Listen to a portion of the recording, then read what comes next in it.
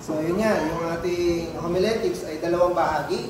Yung preparation, paano gumawa ng outline ng mensahe, at yung pangalawa ay yung deliverance o yung pagmimensahe mismo. Lalo ngayon sa atin ay may mga naka-assign, di ba? Pag Sunday, sino yung mga naka-assign na magtuturo in the future na marahil ito nga, kaya tayo nag-aaral muna para at least lalo pang mahasa at matuto. Lahat naman sa actually nagsisimula sa wala na alam. Yung mga teacher, nagsimula naman din yan ng walang alam, di ba? Kaya lang, nandun yan, life is a never-ending study. Di ba? Lagi tayo nag-aaral, informal or formal studies. Kaya po, hindi po natatapos yan. Ngayon, kaya tulad na yun, yung mga teacher, di ba? May teacher 1, teacher 2, hanggang 7 na yata or 8. So, ibig sabihin, kung paano yung secular world, nagsasanay, nag-equip, nag-aaral, how much more yung mga lingkod ng Diyos, di ba? Yung mga leader, yung mga tagapagturo. Kaya dapat tayo na ma-equip. Siyempre, merong laging dalawang bagay nga, katulad ng binabanggit natin ng hermeneutics. Merong divine side, tsaka merong human side. Di ba? Na naandun yung anointing ng Diyos, naandun yung pagkasi ng Panginoon. At the same time, walang ipapaalala ang Diyos sa'yo kung hindi ka naman nag-aral, kung hindi ka naman naghanda. Hindi, as the Spirit lead, di ba? Yung mga ganon. Ang tanong, meron ka bang karga? Meron ka bang binasa? Meron ka bang pinag-aralan? So, sabi nga, wala nang revelation ngayon. Wala nang dahil na i-reveal na, at ngayon, in-illuminate na lang. Diba? Pinagliliwanag na lang ng Panginoon. Wala nang ikatlong tipad na maisusulat pa. Kaya, yun. So, ngayon, po-focus muna tayo sa isang klase ng paghahanda or klase ng sermon na yung tinatawag nating topical sermon. Ang definition ng topical is a sermon is one in which the main division are derived from the topic independently of a text. Kumbaga, ang pinakamadali sa paggagawa ng klase ng sermon ay yung topical. Kasi hindi ka nakukulong sa isang teksto lamang. Kumbaga, yun nga, biblically, sabi nga, topical sermon seeks to examine what the Bible has to say about a specific topic. Hindi kung ano yung sinabi mo, kundi ano ba yung sinasabi ng Biblia doon sa specific na topic. At doon ito ay nilalaman ng Bible verse from multiple places in the Bible. Na hindi ka lang, yun nga, katulad yun, yung key verse, sometimes nga, sabi nga, walang key verse or pwedeng lagyan. Pero ibig sabihin, hindi ka nakukulong sa isang verse lang.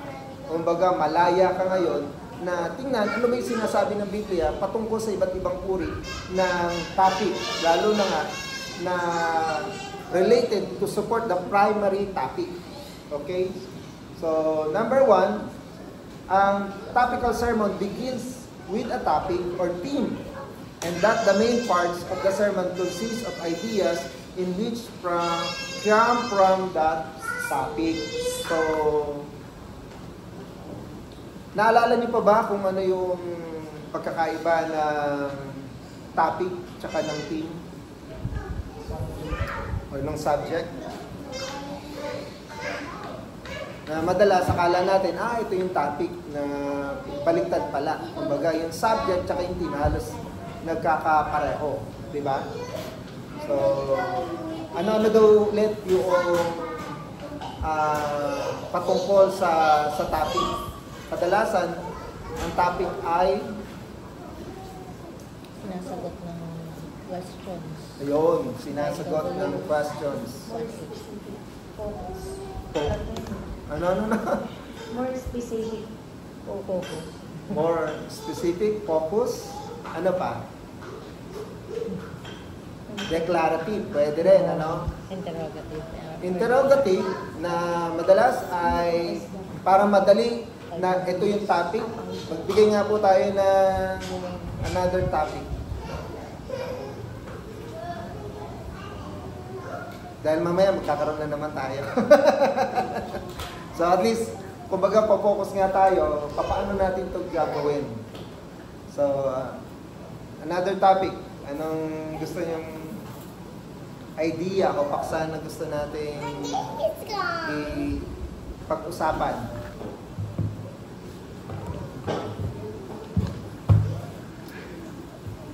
Bakit kinagat? Ano?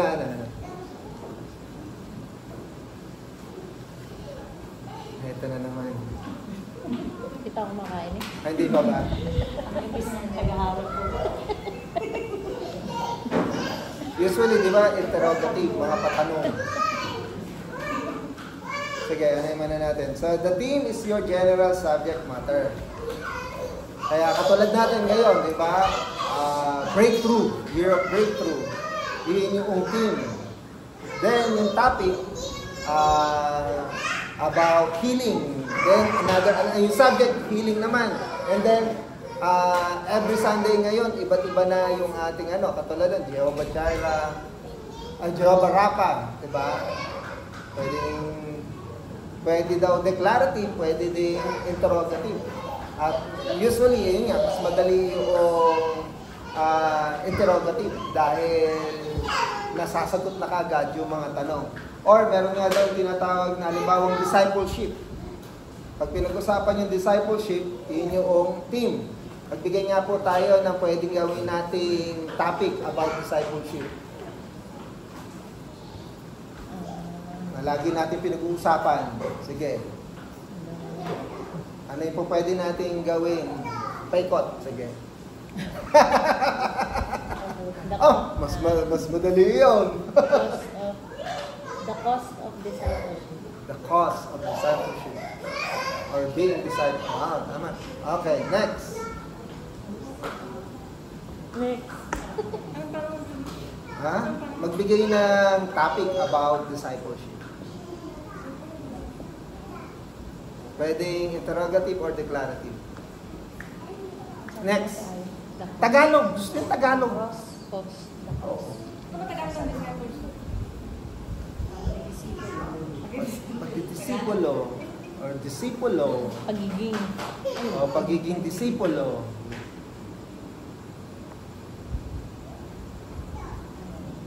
Jesus pattern. Jesus pattern. Okay. Okay. Ano ba?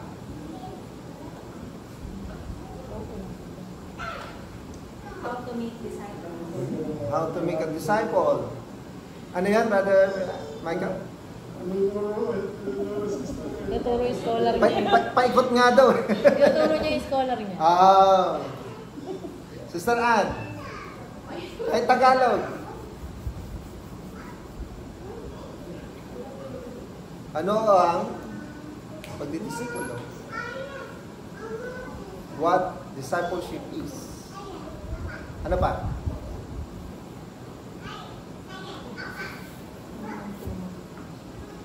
Diba? What, who, where, why, how? Oh.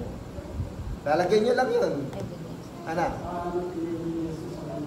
Yun, no. Paano pinili ni Jesus ang kanyang mga disipulo? Una. Sino pa? Sige, pigain natin ang utak natin kasi maganda yan. Diyan kasi nagsisimula lahat. Hindi, pag sinabi mo nga sa bahay na lang, hindi ka na-challenge eh. Kaya naalala ko noon, kami sa Bible School, kami mga pastor, ano yung nag-sermon mo nung nakarang linggo? Diba? Tapos niya, teka, pero ito mas maganda pag nilagyan mo nito. Diba?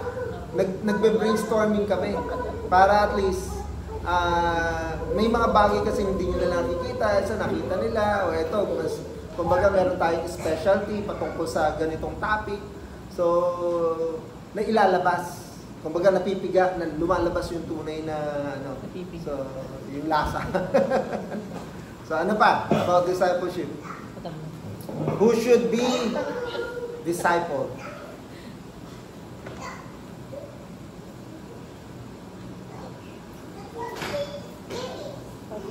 Ano ba?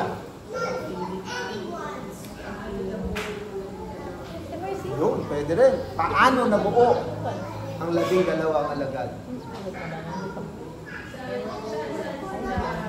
Narinig mo lang. Siya lang pa rin.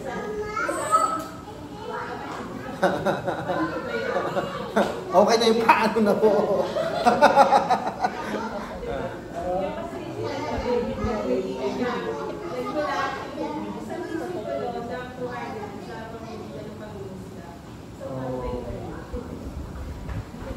Sino-sino. Pwede rin. Para mas kaysa sa saan-saan. Sino-sino ang mga naging disipulo. Haba no, 12. Ano yun? Ano pa? Sige. Ganda yan. Paano maging Ano ulit? paano maging Yun, tama. Tama. That's paano right. maging disipulo? Yes. Bakit kailangan ng Oh. Dami na. Kanina ayaw magsalita. Ngayon, kinukuha na lahat. So, maganda yan. So, nagsisimula pa lang tayo sa nag-warm up pa lang tayo para at least nagagamay na nating mag-isip.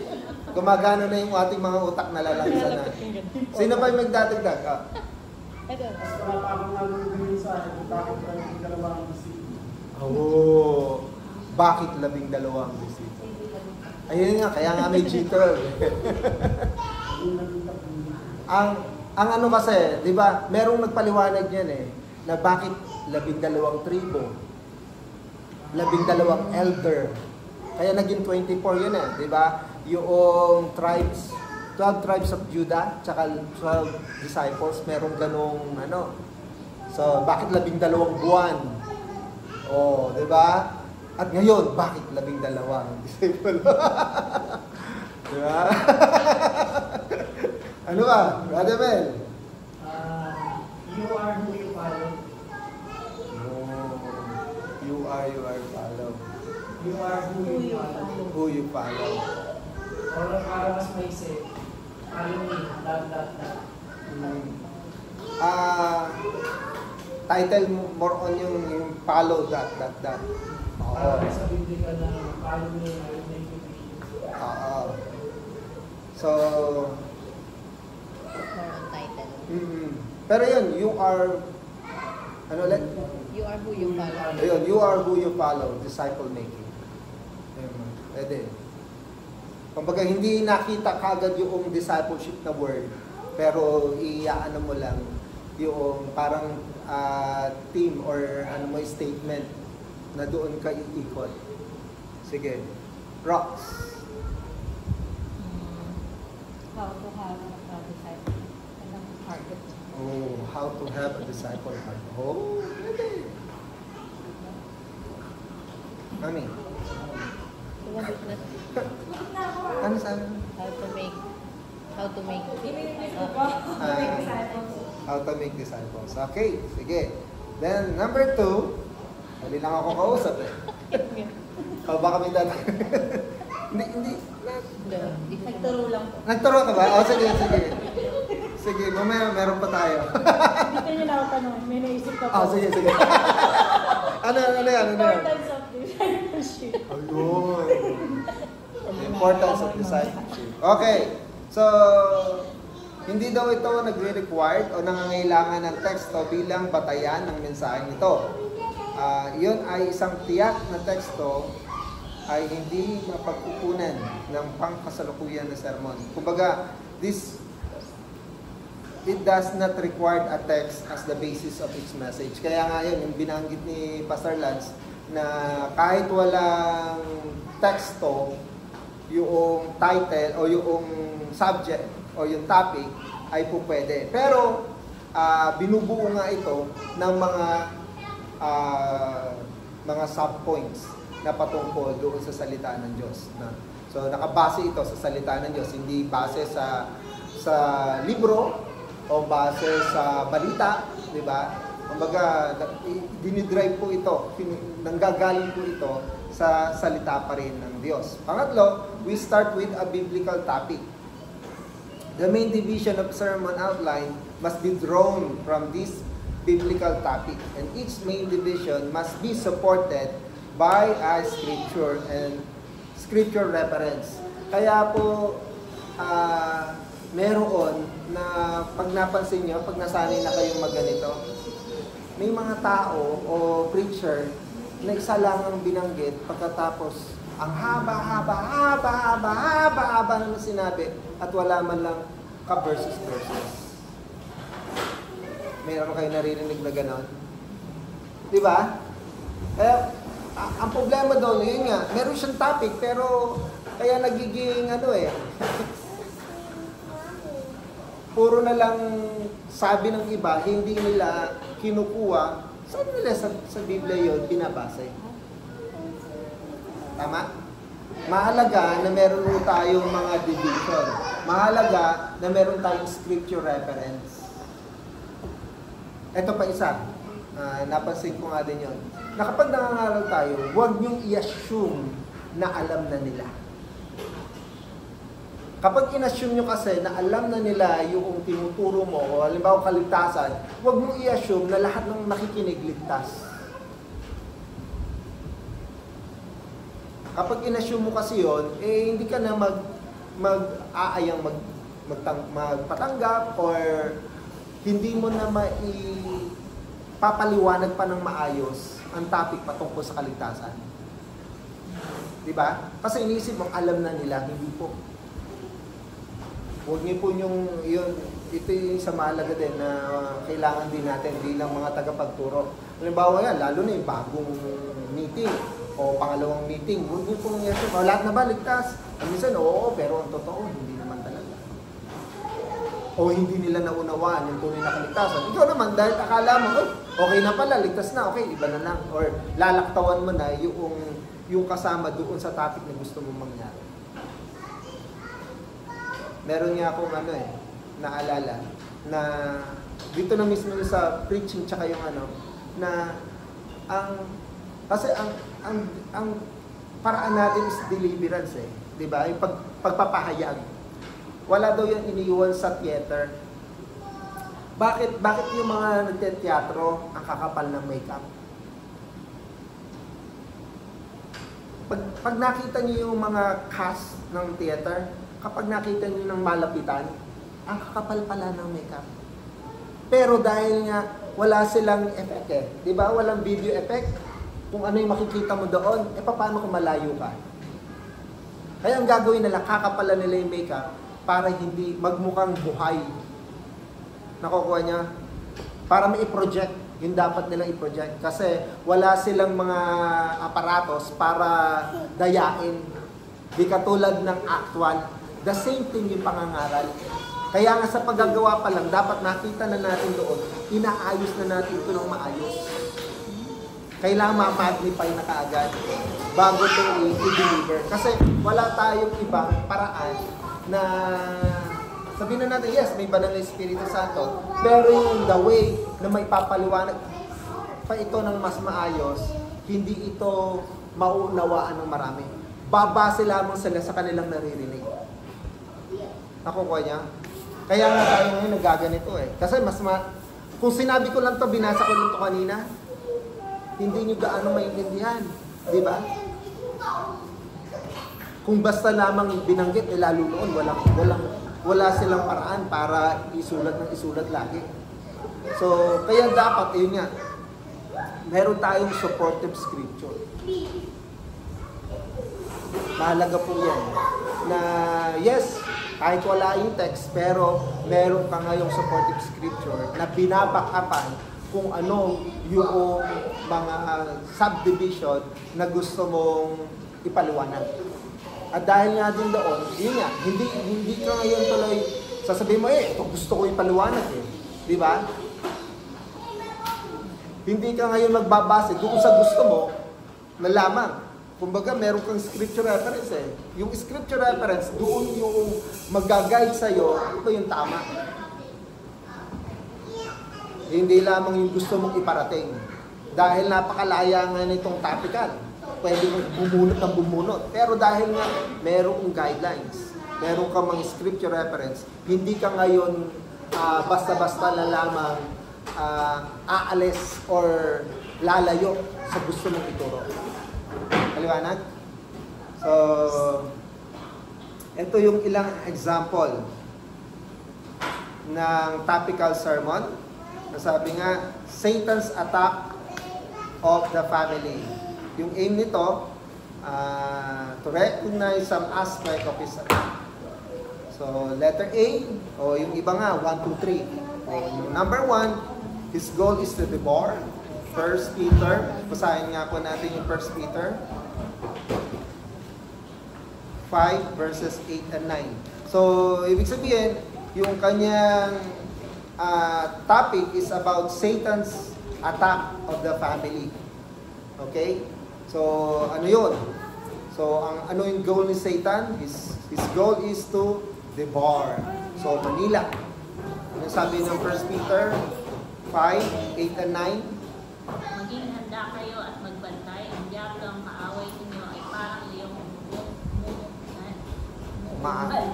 at aali-aligid na naghahanap ng malalang. Yun. So, yun yung ano niya, na meron tayong kalaban na si Satan, gusto niyang manila. Okay, number 2, his desire is to sift us wheat. Luke 22, verse 31 to 32. Ano sabi ng Luke? Okay lang? Luke 22, his desire is to sift us wheat. Ano yan?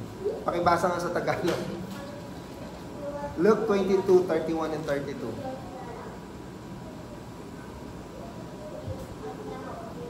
Simon, Simon, makinig ka. Inulit ni Satanas at pinagpulot naman sa kanya na kayong lahat ay subukin. Subalit dinalangin ko na huwag lubusang mawala ang iyong pananampalataya. At kapag nagbalik loob ka na, patatagin ko ang iyong pagsukatin. So, lahat daw ay subukin. So, his desire is to seek us. Layo, ano? Pang baking kasi. Oo nga. So, number 3, his method is to build a stronghold. Kumbaga, sabi doon, lahat, di ba, gustong subukin. Na yung, kumbaga, walang accepted. Di ba? Na lahat tayo, and then, 2 Corinthians 10, verses 3 to 5. Meron tayong mga Bible dyan. Pakikuha kayo ng mga Bible kasi mamaya gagawa tayo ng sarili natin. Kaya kakailanganin nyo ng Bible. Sino na po? 2 Corinthians 10, 3 to 5. Kahit ano, sige. Sapagkat bagaman kami ay nagsisilakad sa laman, na hindi kami nakikipagbakang ayon sa laman. Sapagkat ang mga sandata ng aming kapitulakan ay hindi ito sa laman, hindi sa harapan ng Diyos ay may kapangyarihan na biba ng mga kusa. Na siyang hinigita ng mga malinghaka at ng bawat bagay na tayong na nagmamataas laban sa karunungan ng Diyos. Hindi yan sa lahat ng pag-isip sa pagkalinsin. So, his method is to build a stronghold. So, si Satan, siya yung bumubuo ng kuta ng mga stronghold. Pero si Pablo, sinasabi niya, tayo, kailangan nating wasakin yun. Hindi sa pamagitan ng laman. Tama? And lastly, his purpose is to bring total bondage to sin. 2 Timothy 2:24 to 26. And the Lord's servant must not be quarrelsome, but must be kind to everyone, able to teach, not resentful. Opponents must be gently instructed in the hope that God will grant them repentance, leading them to the knowledge of the truth, and that they will come to their senses and escape from the trap of the devil, who has taken them captive to do his will. So, diyan sinabi, trap. No. Of the devil. So, yung trap na yon, the same thing as the bondage. So, isa din yon. Bakit, Pastor, wala doon yata yung word, di ba? So, paminsan, yung version. Kaya, kailangan din nating alamin, ano ba yung version na po pwede nating gamitin para mag-akma doon sa mga, katulad dito, baka yung isa, King James, mga King James ang ginamit niya. Kaya, ang lalalim ng salita at hindi natin makita. So mamaya yan, tatalakayin din natin yun. Na Na bakit may mga words na hirap tayo. Ayun, kaya nga tayo nag-hermeneutics muna para maging familiar tayo doon. Kaya doon sa mga hindi nakasama noon sa hermeneutics, meron tayong mga video na naka-record. Pakinggan po ulit natin yun. Para hindi tayo masyadong mahuli, mahirapan sa pagsunod. Okay? Na bakit ganon? Na ito, iba't iba yung terms, iba't iba yung word. So, doon papasok yun. Kaya, pwede tayo na, halimbawa yun yan, depende yun sa audience. Na kung ang audience natin, tayo mga Pilipino, kaya nga sinasabi ko sa inyo, pwedeng Tagalog. Para hindi kayo mahirapan. Kaya lang, meron namang, nangyayari kasi pag Tagalog, limited. Diba? Limited yung description, limited yung papaano mo pa siya aayusin. Merong advantage at disadvantage. Ang advantage naman ng Tagalog is, pare-pareho naman tayong Tagalog eh. Mas maunawaan natin. Yung may mga maarte kasing mag-construct, di ba, ng mga words. Iba, nalilimitahan pagdating sa Tagalog. Iba naman siguro, dahil sanay na, maayos naman. So, ito pa. Unity of thoughts in a topical sermon. So, the various kinds of topics. Pakibasa nga, Sister Roxanne. Ano ba ito? Oh, sorry.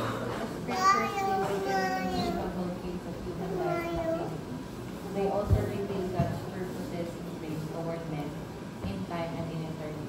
Because the Bible contains an exhaustible storehouse of topics from which the preacher may obtain material for topical messages suited for every occasion and condition in which men find themselves. Ayun. So, yun nga po, yung scripture, maraming mga bagay na pinapakita sa atin, di ba? Yung mga life and activities. So, sa pamagitan ng layunin ng Diyos, pinapahayag niya ito mula sa ngayon hanggang sa hinaharap. At tayo nga bilang mga mananampalataya, doon natin nakukuha sa Biblia na ano nga ba yung mga topics na yan? Ano ba yung mga inilaan ng Diyos para kolektahin at ibahagi sa marami. So, yun ang pinapakita dyan. So, kung bakit tayo ay nagkakaroon ng doon sa merong dapat pagkakaisa doon sa thoughts kapag ginagawa natin, kahit na sabihin na natin, oh ito general, napakalawa, pero hindi po ito papaano walang pagtatalo-talo yung salita ng Diyos, tama? Diba? So the same thing, kapag gumawa ka ng topical sermon, naniniwala tayo na dahil nga ang base natin hindi yung experience. Diba? Madalas kasi ganun eh. Kaya nagkakaroon ng problema tayo kasi base sa experience. At totoo, iba't iba tayo ng karanasan. Kapag binase mo ang paggagawa mo ng sermon, lalo na pag topical, sa experience, dyan maraming nagkakagulo. Dahil magkaiba tayo ng experience.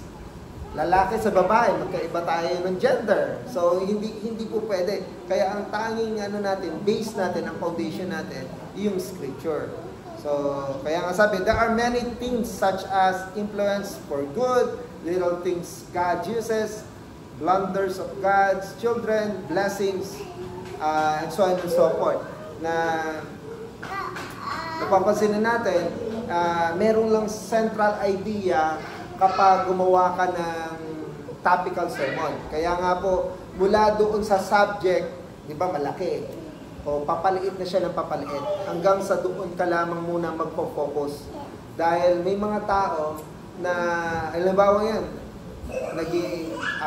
kanina ano yung sinabi about discipleship, lumalayo na masyado. Na nagustuhan, kunin ko nga din to, di ba? Hanggang sa dapat yung 12 alagad na, nasama pa yung nanay. Lalo tuloy yung mahaba, lalo nung nasisira, naguguluhan.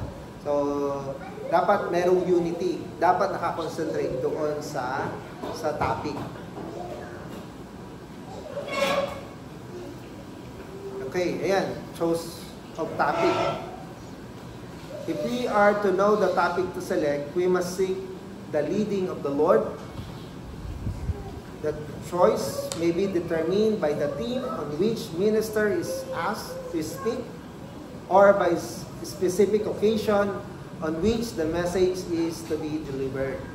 So, at least tayo ngayon, depende nga kasi, katulad ng, yan, sa Sunday, speaker ako sa Bangkal, anniversary, noon din, nung nag-speak ako sa depende ito sa isang church kung ano yung topic na pag-uusapan or ituturo.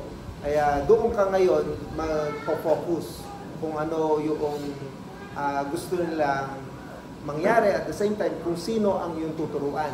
So pagdating doon, it will vary, di ba?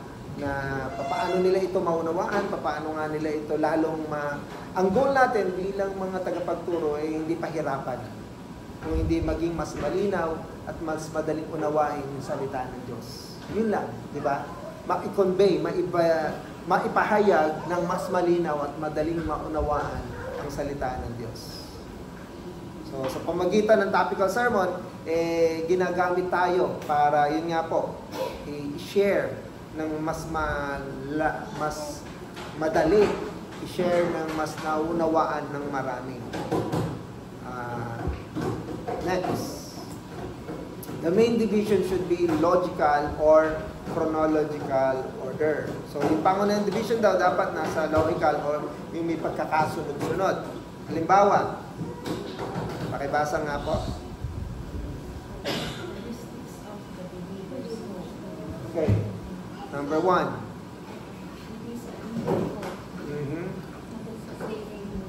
Hope.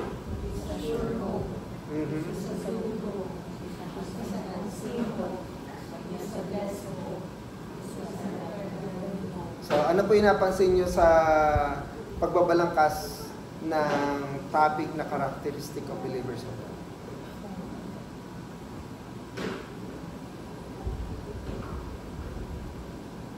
Ano po yung mga napansin nyo? Sino magkana? Madali yan o. Yung kung start lagi, ang same po yung pattern ng Same pattern. Tama. Ano pa?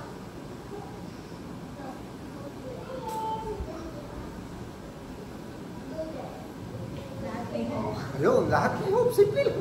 Lahat may hope. Ano pa?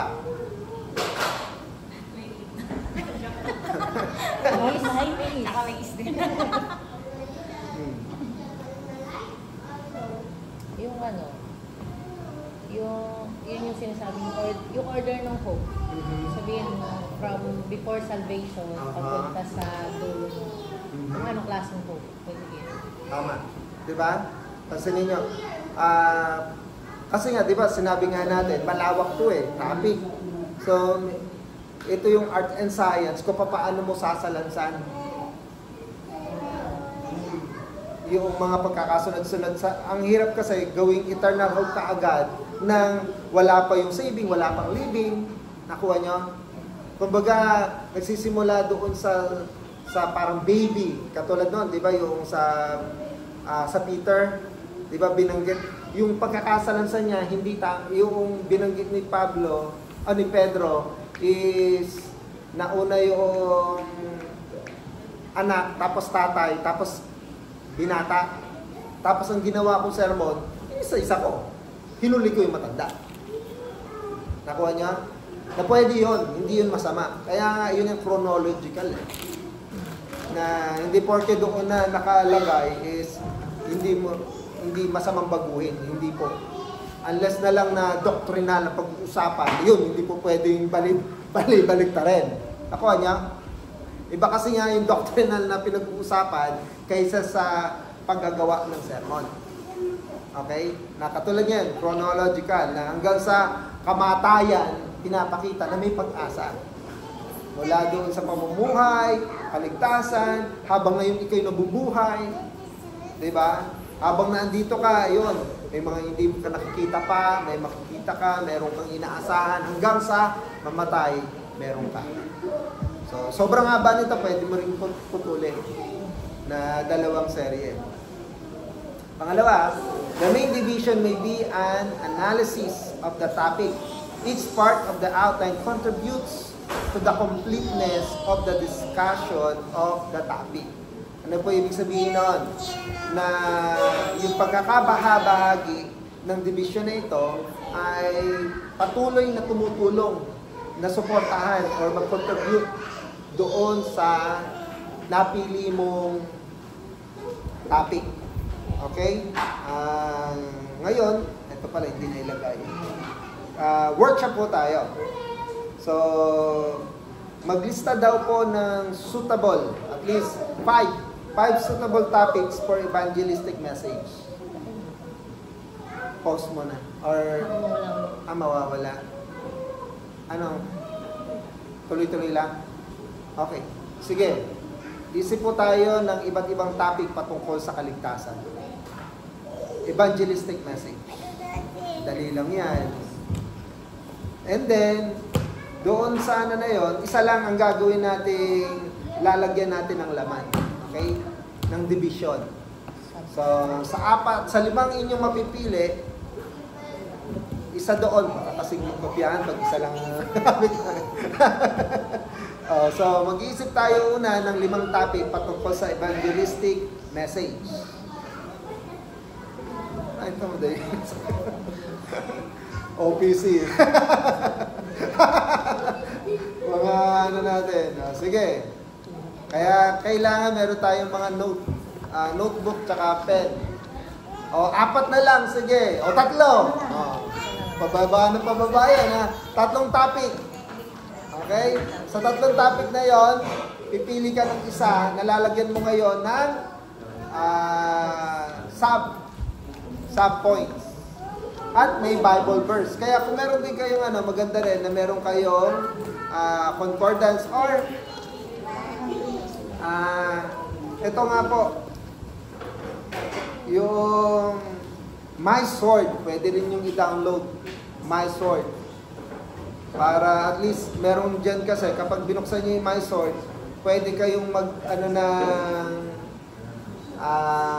search. Halimbawa, isa-search nyo, salvation. Ganyan. Sige po. Meron pa naman tayong oras. So, 3, evangelistic. Para at least, yung makukuha nyo yan. May topic pa after niya. Baka yan ang muna. Or activities lang. Sige, ano yun.